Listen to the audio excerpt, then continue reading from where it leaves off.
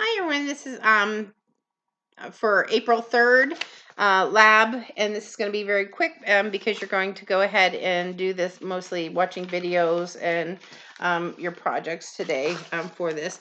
So some things we want to talk about is that FA Davis came up with some assessments for you guys to practice on and some other things to do. It's on a hub that I'm going to get you into, and also some skill videos and all, which is really nice of them. They gave that free access for us, for the students and all until June 1st.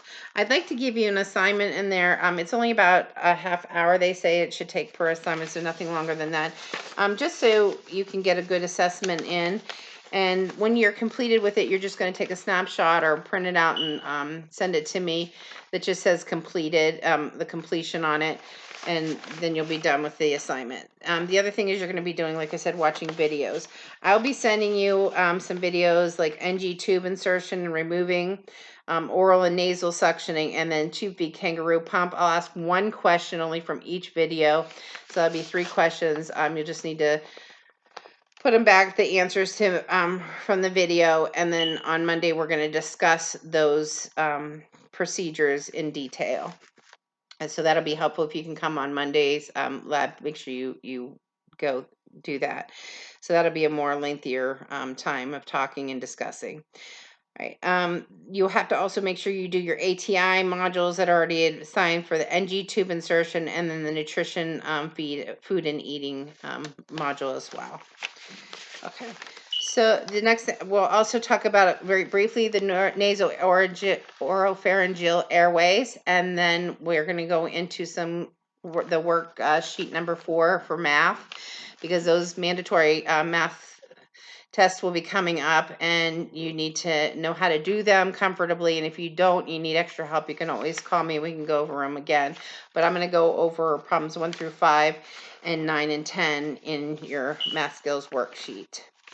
Okay, so the first thing, somebody wanted directions to how to do the FA Davis. That makes sense. So you're going to go to FA Davis, sign in, fadavis.com. You'll see the magnifying glass, hit on that, type in Distance Learning Hub if it doesn't come up already, a selection for that, Distance Learning Hub. To the left, you'll see something called resources. Make sure you hit on the resources. There's underneath the resources will say like open access is one of the choices. Hit on open access. Then you're going to go to interactive clinical scenarios. Click on that. From there, click on assessment. And after you click on assessment, there's going to be like from Alzheimer's down. Just pick one, any one of those assessments, complete it, and then, like I said, send me the thing that shows completion. And that's it for that. So we want to brief before the math about nasopharyngeal airways. The reason why we give a tube down through the nose or the mouth is pharyngeal airways is to help keep the airway open when we cannot. For example, when you are unconscious, when you your head's laid back, sometimes the tongue can relax and block off the airway, and that's when you're going to need an oral pharyngeal airway, oral or through the nose. Oropharyngeal airways are usually used in people who are at risk for developing airway obstruction, like I said, from the tongue or from a relaxed upper airway muscle. If the efforts to open the airway fail to provide and maintain a clear, unobstructed airway, then we use that oropharyngeal airway in unconscious patients. And when you watch the video, you'll see what they look like. Nasopharyngeal airways can also be used to keep the airway open, and those are usually used in clients that are conscious or semi-conscious. Oropharyngeal down in the mouth are only used for unconscious patients, because if they have a gag reflex, you certainly don't want to set that off with the oropharyngeal. So remember, if it's oral going into the pharynx, the tube going down, it's going to only be for somebody that doesn't have a gag reflex, they're unconscious. Nasopharyngeal will be used when you don't have any way of doing the oral, maybe there's some mouth trauma going on, or if the client is conscious, semi-conscious, and they have a gag reflex, you'll use the nasal trumpet. We call them nasal trumpets or nasopharyngeal airways because they go from the nose to the pharynx. Sometimes you would not use oral, is like I said, when they're conscious.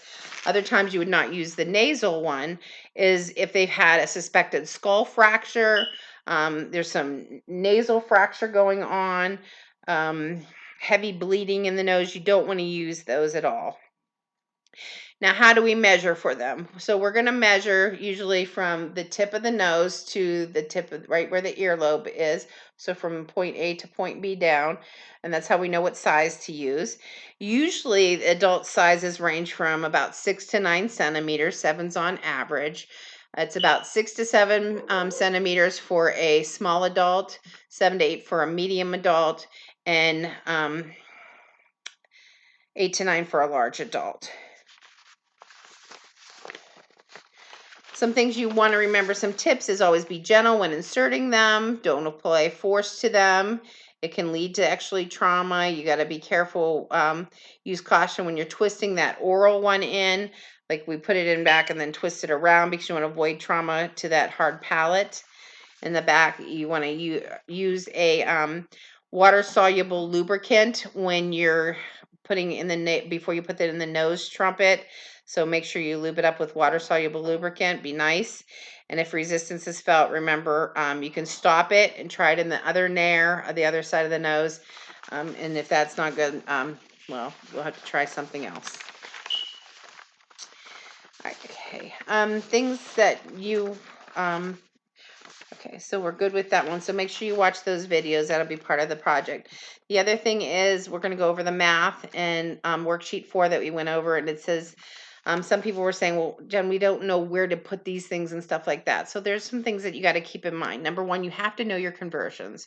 There's nothing I can do other than tell you to memorize your conversions. Conversions like 1 kilogram equals 2.2 pounds, or 1 milligram equals 1,000 micrograms. Those are the conversions, things that you have to know. You also have to know that we'll usually start off with perhaps the beginning, like what the doctor has, what's on hand. So like what the label is in your hand, and then later on we can get into we'll put on the doctor's order. So we'll start with we'll go with that. The other thing is you want to set up a series of fractions. That's what dimensional analysis is, a series of fractions, and it's where you're setting it up to a point where you can cancel things out. So if one's at the bottom if you have milligrams on the denominator, then the next move will be milligrams will be at the numerator, and we'll show you on here. It's probably backwards, but when I send it, but you'll get the gist of it. Okay.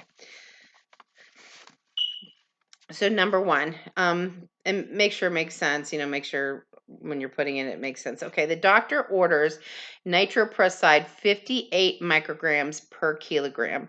Anytime you see the // it means per on there. So 58 micrograms per kilogram. IV push for your patient that weighs 210 pounds. When it says per kilogram, know that that is a weight dose.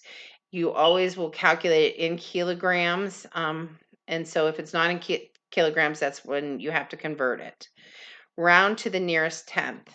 Okay, that's the first answer or question. And then it tells you also that the given is about, there's 1 milligram per milliliter is what the vial reads. So they want to know how much you're going to give. So we want our answer, how much we're going to give in milliliters. Okay, that's what we want our answer to be. So if you want the answer to be in milliliters, right here, then you're going to start with milliliters. What is on hand? What do you have in your hand at that time? What did the pharmacy send you? Okay, so it tells you on this question that it has, I'm sorry, I have the thing.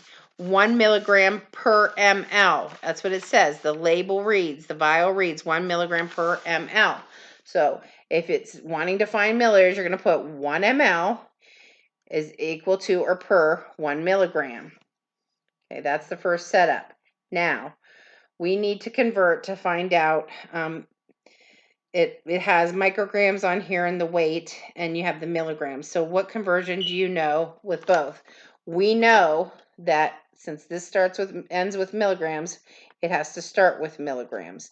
So times there's 1 milligram in 1,000 micrograms. So that's your conversion.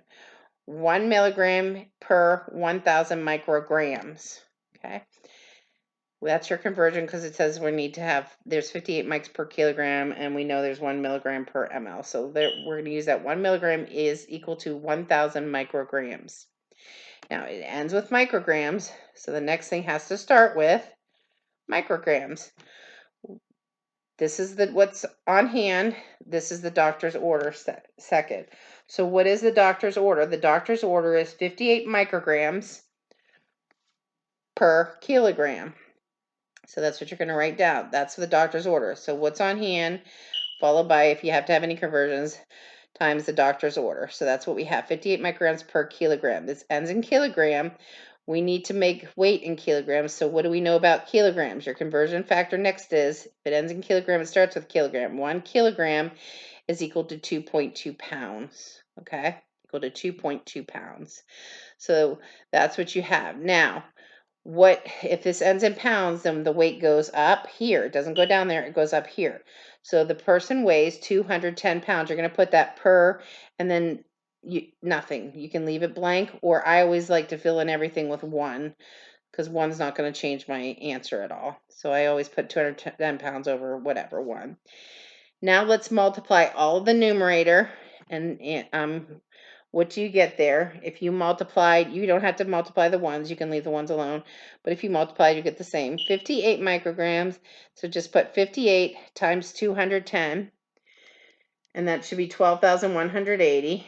And then if you multiply it all across the denominators, we have 1,000 times 2.2, and you should have got 2,200. And then the answer is going to be 5.53. 5.53. Now don't forget to cancel. I didn't tell you about that one, but you're going to make sure you cancel out where you can, so we know that we got your answer. So what are some things we can cancel out here? Okay, so we can cancel here and here. So let's cancel that out. Milligrams and milligrams are the same. Those are canceled out. Okay, you have 1 ml left.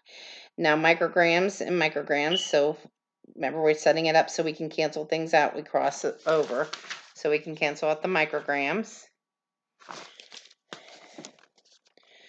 And then moving on, we can cancel out our kilograms.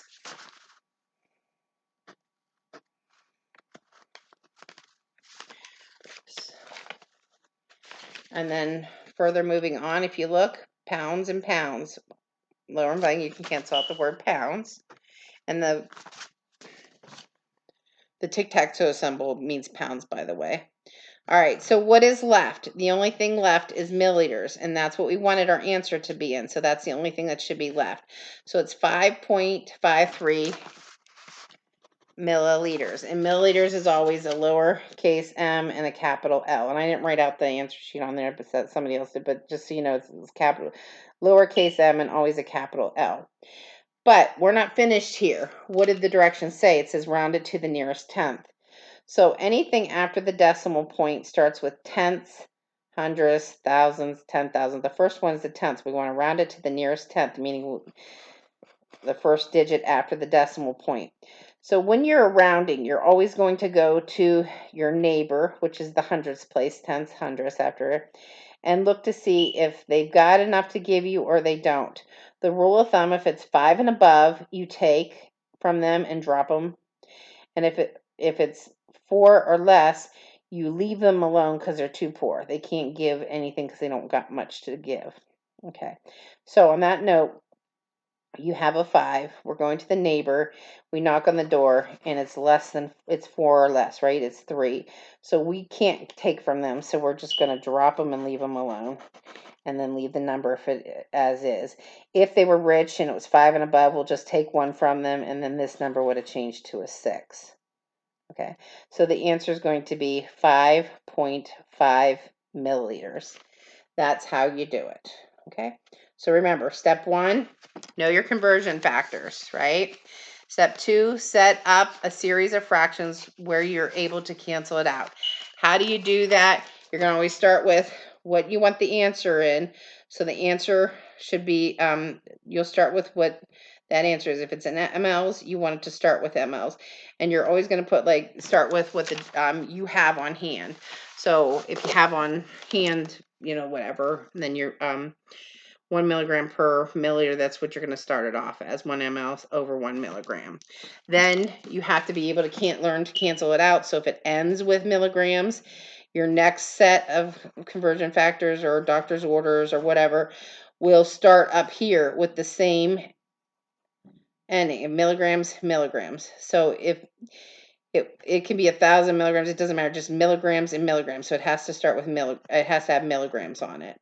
Okay, and then if it ends with micrograms, the next one would start with micrograms. If it ends in pounds, the next one would start with pounds. So it has to be that way, and then you'll just cancel out what you have, and then that answer should be left. Milliliter should be left. Okay, and that's how we do it. Let's start with number 2 real quick. So number 2, the prescriber orders 15 milligrams per kilogram, another weight problem, of a drug for a patient who weighs 80 pounds. How many milligrams of this drug should the patient receive? And then once again, they want you to round it to the nearest tenth. So it's telling you how many milligrams. That's what your answer is going to be, and they need to know milligrams. So milligrams is your answer that they wanted, and you're going to put milligrams equals, and you're going to start with the known. Okay, so we know we don't have anything on hand. It's not giving any the conversion things other than the doctor's order. So that's 15 milligrams is a doctor's order. You're going to write 15 milligrams per kilogram, and then times, and the weights in pounds. So you could put 1 kilo times 1 kilogram over 2.2, and then times 80 pounds over 1. Or you could just do 15 milligrams per kilogram times 80 pounds over 1. Okay, so 15 milligrams per kilogram times 1 kilogram. Remember, if it ends with kilogram, you're going to start with kilogram. 1 kilogram over 2.2 pounds.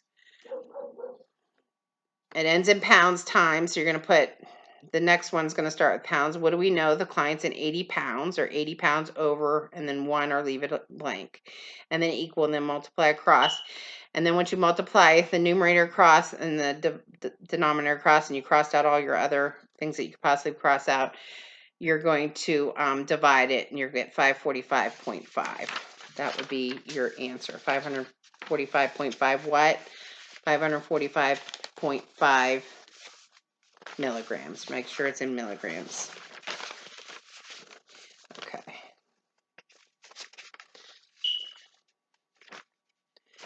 All right, the next one is number 3 that they have.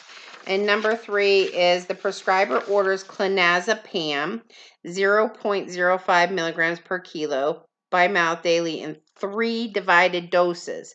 So you know that it's per dose. It's 3 divided doses they want to know. And so he orders it in 3 divided doses. You're going to give it 3 times, right? For a patient who weighs 60 kilograms. Now be careful. You don't want to do a conversion of 2.2 pounds per kilogram because it's already in kilograms, all right? So be careful with that. If each tablet contains 1 milligram, that's what's on hand. You're reading it and it says 1 tablet contains 1 milligram, okay? How many tablets, that's what your answer is going to be in, of this convulsant should the patient receive per day? So how many tablets would the patient receive per dose as well? So they want to know both. So let's try this out. Okay, we want our first answer to be in tablets. So if the answer is going to be in tablet, we're going to start off with tablet. What do you have on hand? It says 1 tablet over 1 milligram, because 1 tablet contains 1 milligram, times. Now if it ends in milligrams, you're going to start the next one with milligrams. So what is the doctor's order? The doctor's order simply says 0.05 milligrams per kilogram.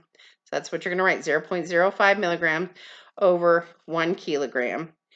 Now, times it, because now we're going to look at the weight. The weight's already in kilograms. Like I said, you don't need to do any conversion factor for that. So it's times 60 kilograms at the top over 1 or leave it alone, equals, and then multiply everything across the top, multiply everything across the bottom, and then divide, and it should, the answer is 3 tablets per day.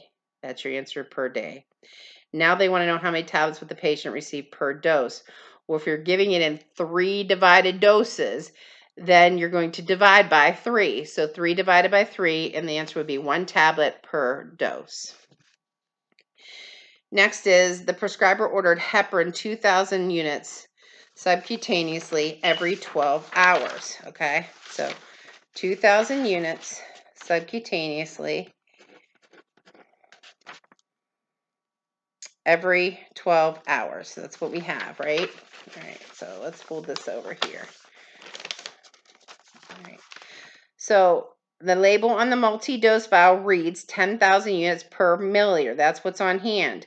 How many milliliters, that's what your answer is going to be, will you administer to the client? So if you want milliliters, you're going to put ml equals, what do we know is on hand? We know that what your label says is 1 milliliter is equal to 10,000 units. Okay. Now, we know it ends in units, so what's the doctor's order? The doctor orders heparin at 2,000 units. And we don't, we'll say over 1, and then what it equals. That's what they want to know, how many milliliters. So for this one, you're going to take milliliters is what you want the answer in. So if you want the answer in milliliters, what's on hand, you're going to start with milliliters, milliliters, milliliters. So 1 milliliter is equal to 10,000 units. Now it ends in units, so you're going to want to carry up over what's the doctor ordered. There's no conversion factors needed on this one. So we know the doctor ordered 2,000 units over whatever, we don't know, 2,000 units equals. Now let's multiply across. If you multiplied that across, obviously it'd be 2,000 divided by 10,000. If you crossed off your units, obviously, because units can cross off here and here, what's left? The answer should be in mLs, and that's correct, and it'll be 0.2 mLs. Then we wanted to get, the next question is, a child weighs 26 pounds and has an order for ampicillin 25 milligrams by mouth 3 times a day. The safe dose range for the drug is 15 milligrams per kilogram in divided doses. The supply is 50 milligrams, that's what's on hand, per 5 ml oral suspension. How much will you administer for each dose? And then they want to know, is the dose ordered safe? So we're going to start off with, the answer is going to be in milliliters.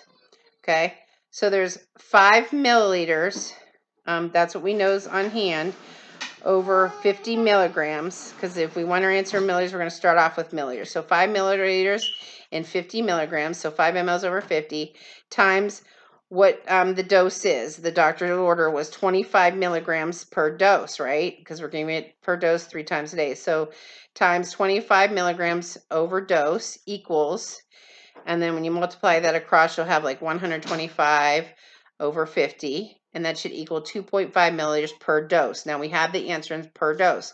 Now they want to know, is it safe? Well, we don't know. Let's figure this out. So is the milligram safe that we're giving? So the answer will be in milligrams. mg equals, so we're going to start off with milligrams.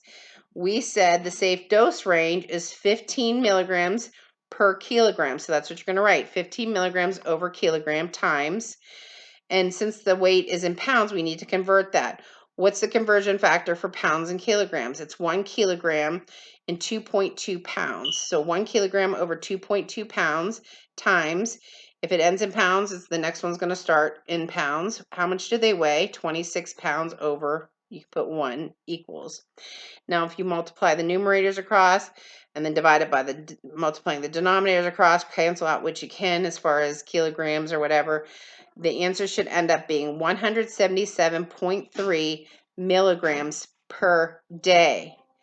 So if we, that's in day. Now they know, you want to know if we do this per dose, if you take 177.3, we're giving it 3 times a day. So divided by 3, it's 59 milligrams per dose, and that would be safe. Okay. Next, we're going to do 9 and 10, and then we'll be done with that. So number 9 is phenobarbital, 10 milligrams by mouth every 12 hours is ordered for a child weighing 9 pounds. Now, we know with pounds, we have to change it to kilograms. But this one is different from the other one, and this is why I want to go over it. This actually gives you 2 recommended maintenance dose ranges, and that's normal to give like 2. So it'll say if as long as it falls between this and this, it's safe. So the recommended maintenance dose is 3 to 5 milligrams per kilogram per day every 12 hours. So we're going to have to figure out 2 for this one. Is the dosage ordered safe? Round kilograms to the nearest tenth. Well, let's look that up. Okay, so the first one we want to figure out is the lower end of the recommended maintenance dose. That's 3, and then we'll do the one for 5, the higher end. So milligrams is what we want to look at because it says milligrams per kilogram per day. So milligrams would be, milligrams is the answer we want, equals, it's going to start with milligrams. 3 milligrams is equal to 1 kilogram for the recommended maintenance dose. So put 3 milligrams over kilogram times, and we've said it's in pounds, so we have to figure out their weight in kilograms. So the conversion factor has to be there. 1 kilogram, since it ended in kilograms, we're going to start with kilograms. 1 kilogram is equal to 2.2 pounds times 9 pounds over, you can do the 1 equals, and if you multiply that across the numerators and then over the denominators, multiply across, cancel out, you'll get 12.3 milligrams.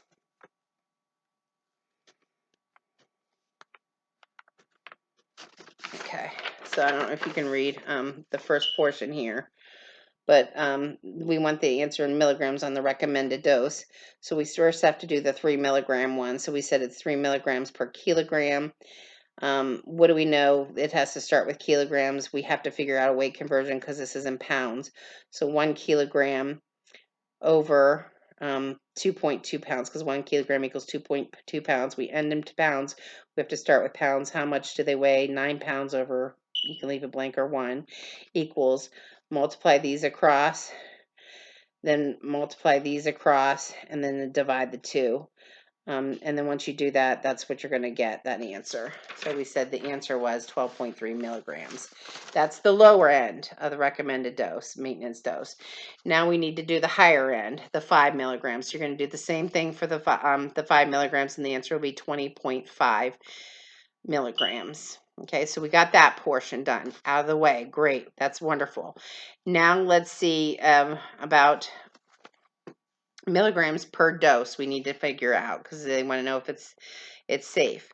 So milligrams per dose is you're going to take that one answer, the lower end answer, and you're going to take that 12.3 milligrams per day, because that's how much it is per day, 12.3 milligrams per day. That's the maintenance dose. That's what it says on the question, 3 milligrams per kilogram per day. So 12.3 milligrams over day times 1 day